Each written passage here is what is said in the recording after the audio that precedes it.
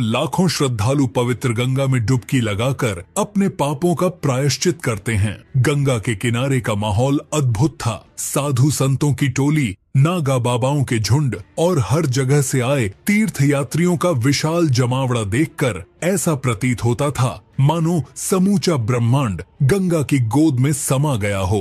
कहानी में आगे बढ़ने से पहले अगर आप भी भगवान को मानते हैं तो वीडियो को लाइक करके कमेंट बॉक्स में हर हर महादेव जरूर लिखिए। इन्हीं संतों के बीच एक विशेष व्यक्ति की उपस्थिति सबका ध्यान आकर्षित कर रही थी। अघोरी साधु भैरवनाथ। भैरवनाथ का रूप अद्वितीय था। वह गेरुए वस्त्रों में नहीं बल्कि राख से सने हुए, पूरे शरीर और जटाजूट से ढका सिर लिए हुए थे। उनकी आंखें इतनी तीव्र और गहरी थीं कि मानो वह हर किसी के मन की गहराई को पढ़ सकती हों। गले में नरमुंड की माला और हाथ में त्रिशूल उन्हें और भी रहस्यमयी बनाते थे।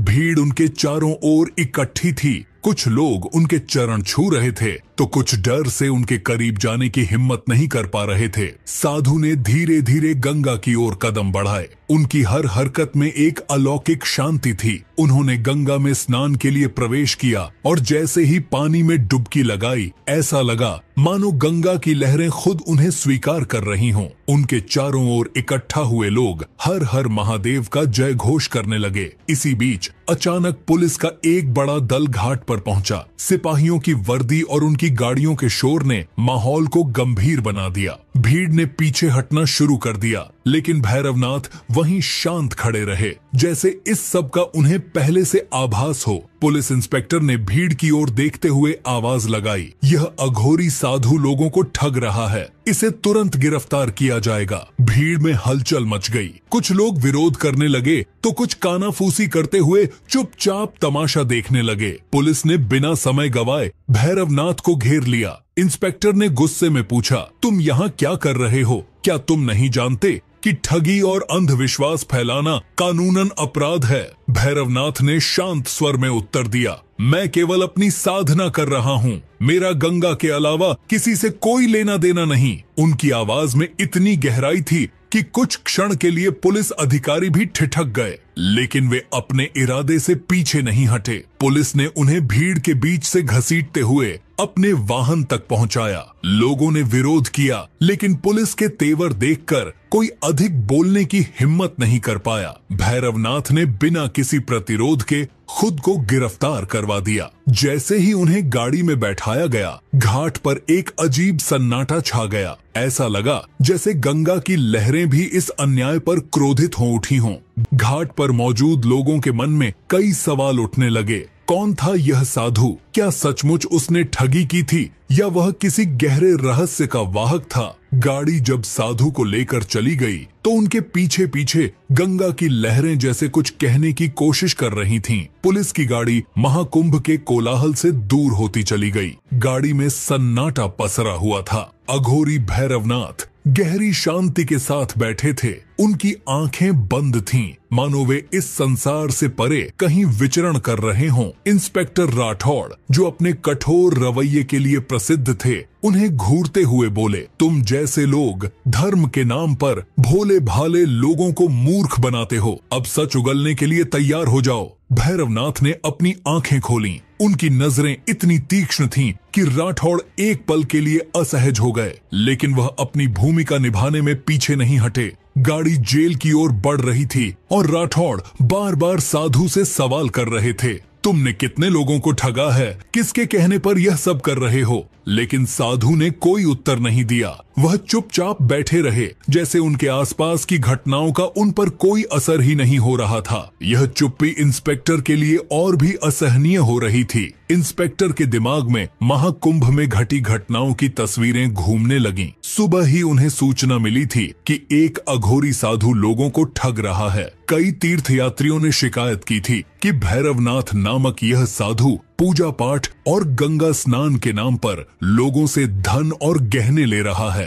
कुछ महिलाओं ने आरोप लगाया था कि उन्होंने अपने बच्चों के इलाज के लिए इस साधु को बड़ी रकम दी, लेकिन बदले में केवल राख और माला थमा दी गई। एक व्यक्ति ने यह भी दावा किया था कि साधु ने उसे अमीर बनाने का झांसा देकर उसकी संपत्ति हड़पने की कोशिश की। इन सब शिकायतों के आधार पर पुलिस ने तुरंत कार्रवाई की और साधु को गिरफ्तार करने घाट पर पहुंची। साधु को मुख्य काल कोठरी में डाल दिया गया, जहां अंधेरा और सर्द था। लोहे की मोटी सलाखें और दीवारों पर जमी काई उस जगह की दुर्दशा बयान कर रही थीं। साधु ने कोठरी के भीतर प्रवेश करते ही अपनी आंखें बंद कर लीं और एक कोने में बैठ गए। जेल के अन्य कैदी उन्हें अजीब नजरों से देख रहे थे। इंस्पेक्टर राठौड़ ने अपने अधीनस्थों से कहा, चाहे कुछ भी हो, मुझे इस आदमी का सच उगलवाना है। यह कोई साधारण ठग नहीं लगता। इसकी शांति मुझे परेशान कर रही है। भैरवनाथ ने कोई विरोध नहीं किया। उन्होंने अपनी आंखें मूंद लीं और गहरे ध्यान में लीन हो गए। काल कोठरी में घना अंधेरा था। केवल एक छोटी सी खिड़की से चांद की हल्की रोशनी अंदर आती थी,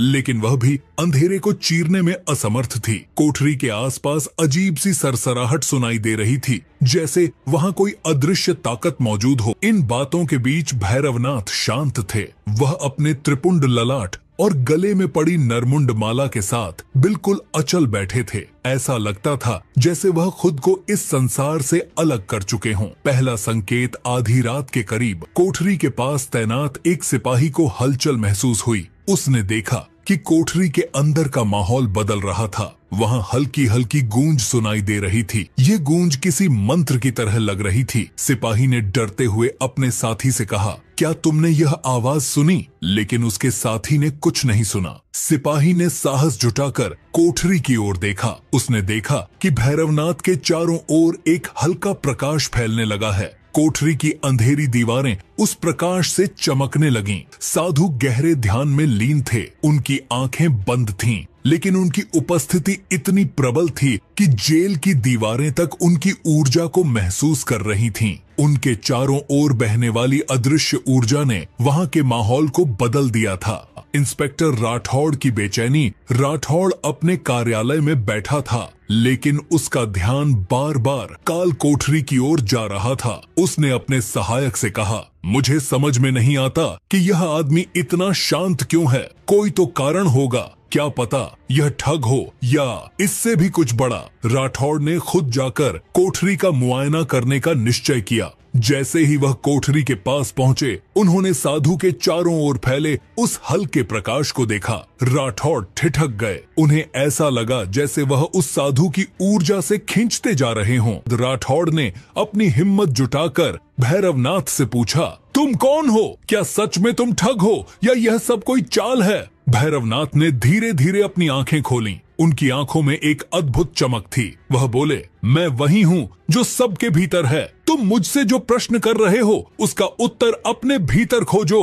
राठौड़ इस उत्तर से असमंजस में पड़ गए। उन्होंने साधु से और सवाल करने की कोशिश की, लेकिन वह फिर से ध्यान में लीन हो गए। रात और गहरी हो चुकी थी। जेल के सभी कैदी सो चुके थे, लेकिन काल कोठरी के पास खड़ा सिपाही अब भी बेचैन था। अचानक जेल के अंदर एक जोर की आवाज हुई। ऐसा लगा जैसे दीवारों के पीछे कुछ गिरा हो। सिपाही दौड़कर राठौड़ के पास पहुंचा और कहा, सर, वहां कुछ अजीब हो रहा है। कोठरी के अंदर से तेज आवाजें आ रही हैं। राठौड़ और अन्य अधिकारी तुरंत कोठरी के पास पहुंचे। वहां उन्होंने देखा कि कोठरी की सलाखें अपने आप हिल रही थीं। अंदर भैरवनाथ के चारों ओर तेज रोशनी फैल रही थी। ऐसा लगा जैसे कोठरी में कोई अदृश्य शक्ति काम कर रही हो। जेल के सभी कैदी अब जाग चुके थे। वे भयभीत होकर कोठरी की ओर देख रहे थे। कुछ कैदी जो साधु के बारे में नकारात्मक सोचते थे, अब उनके चरणों में गिरने को तैयार थे। साधु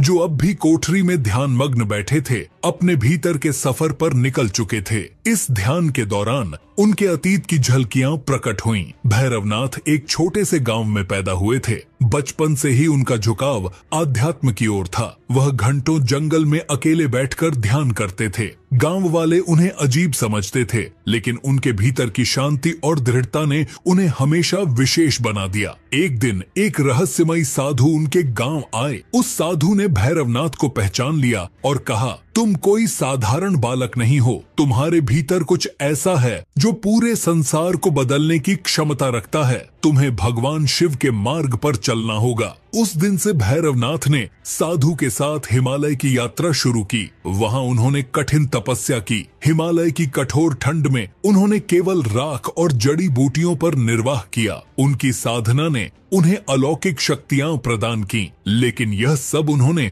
भगवान शिव के प्रति अपने पूर्ण समर्पण और सेवा के लिए किया। हिमालय में एक गुफा के भीतर उन्होंने लगातार कई वर्षों तक तपस्या की। उनकी आराधना इतनी गहन थी कि भगवान शिव स्वयं उनके सामने प्रकट हुए। भैरवनाथ, भगवान शिव ने कहा, तुमने जो साधना की है वह केवल तुम्हारे लिए नहीं है, यह संसार की भलाई के लिए है। तुम मेरे मार्गदर्शक बनोगे और उन लोगों को रास्ता दिखाओगे जो अंधकार में भटक रहे हैं। लेकिन याद रखना, यह मार्ग कठिन होगा। भगवान शिव ने उन्हें कई शक्तियां प्रदान की और एक वरदान दिया, जब भी भैरवनाथ को मानवता के कल्याण के लिए उनकी आवश्यकता होगी, शिव स्वयं उनके साथ होंगे। भैरवनाथ के अतीत का यह अद्भुत रहस्य धीरे धीरे राठौड़ और अन्य जेल कर्मचारियों के समक्ष खुलने लगा। राठौड़, जो अब तक साधु को केवल एक ठग मानते थे, इस घटना के बाद चुप हो गए। उन्होंने पहली बार महसूस किया कि यह साधु साधारण नहीं है। जेल का माहौल अब पूरी तरह बदल चुका था।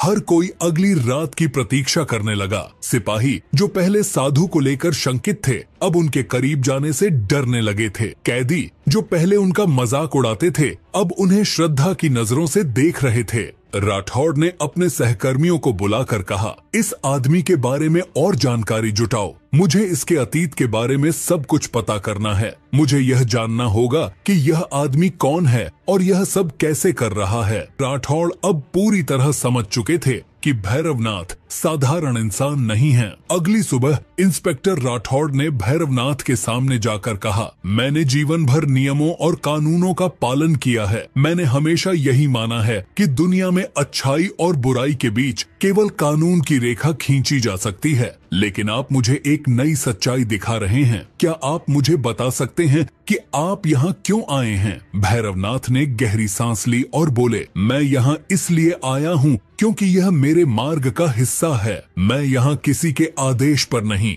बल्कि अपने कर्तव्य के लिए आया हूँ। भगवान शिव ने मुझे यह शक्ति इसलिए दी है ताकि मैं उन लोगों को राह दिखा सकूं जो अंधकार में खो चुके हैं। तुम भी इस सत्य को स्वीकार। उनका जीवन मानवता के लिए प्रेरणा का स्रोत बन गया। उनकी शिक्षाएं और कर्म आज भी लाखों लोगों के दिलों में जीवित हैं। यह कहानी हमें यह सिखाती है कि अज्ञान, अन्याय और अंधकार के खिलाफ लड़ाई केवल बाहरी नहीं बल्कि आंतरिक भी है।